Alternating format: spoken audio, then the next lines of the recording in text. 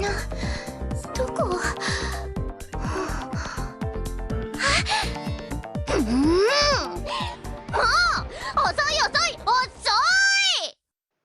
Digimon Story Cyber Sleuth is a game out for the PlayStation 4 and PlayStation Vita.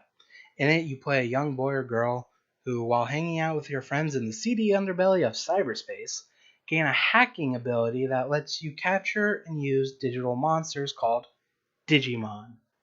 While capturing your first Digimon, you and your friends are attacked by another kind of digital monster called an Eater.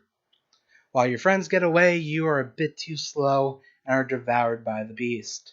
Instead of dying horrifically like everyone else this monster eats, you instead get protagonist syndrome and wake up on the busy streets of Japan without a physical body.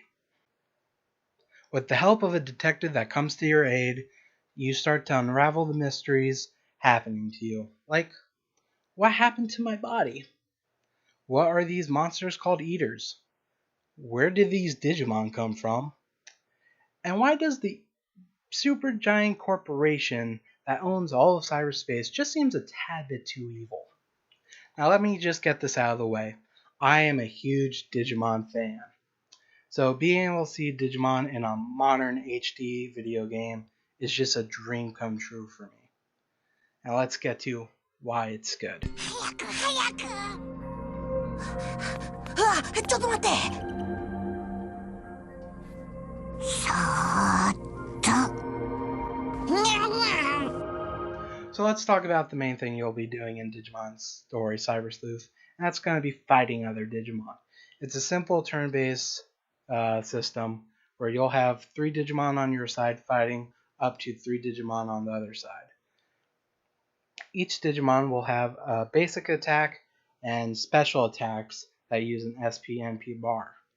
And one of their special attacks will be a signature attack that only that Digimon can do.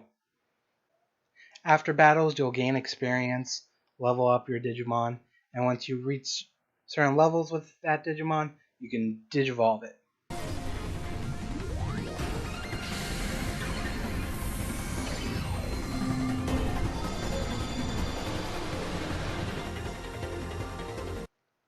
And here's the thing I like about Digimon games.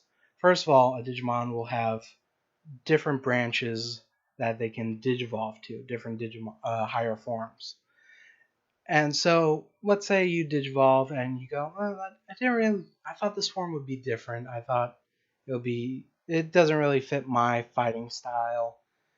You can Digivolve that back to a previous form and try going up a different branch. You'll actually find yourself Digivolving Digimon anyway to try to increase their stats for even higher levels of Digimon you can later get. So with an RPG like this, you're going to find yourself grinding a fair amount, especially if someone like me who knows Digimon enough to want to go for specific Digimon. And the thing is, I usually hate grinding in games, but in this one, it actually wasn't too bad because at the end of battles, not only do the Digimon who fight get experience, but all your bench warmer Digimon, the Digimon you keep in reserve, get experience as well. So it constantly feels like something's getting done.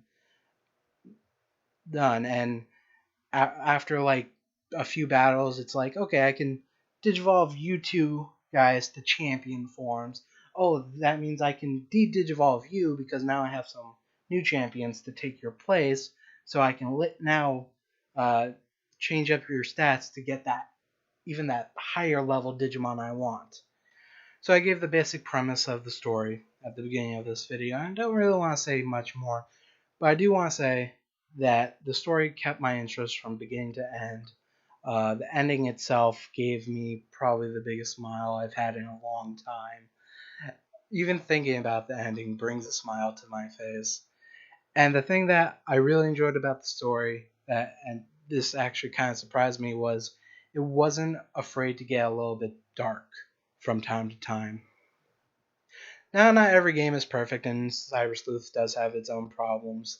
We're going to start with its localization. So first things first, the game still has its original Japanese voice acting, which isn't a problem for me, but I know for some people that can be a bit of a deal breaker.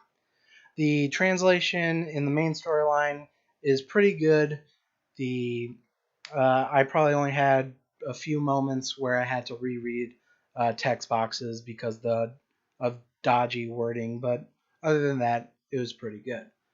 I tend to found some more problems in some of the more side content, like the Digiline, which is a text messaging system in the game.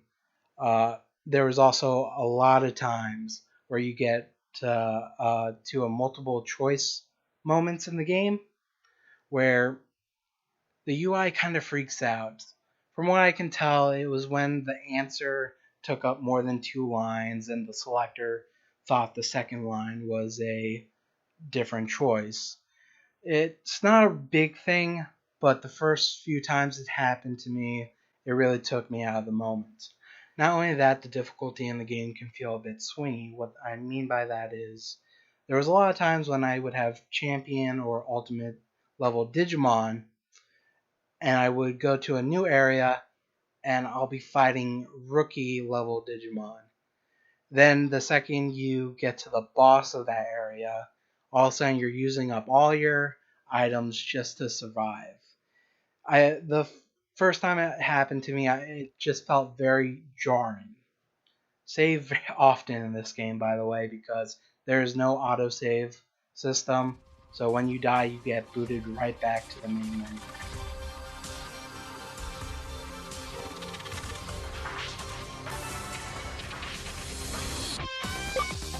It took me about 40 hours to beat Digimon Story Cyber Sleuth. Overall, I had fun with the game and can easily recommend it to fans of the Digimon series and also to people who don't know about Digimon but want a new RPG to play that has some different kinds of mechanics. I'm going to be giving Digimon Story Cyber Sleuth a 4 out of 5.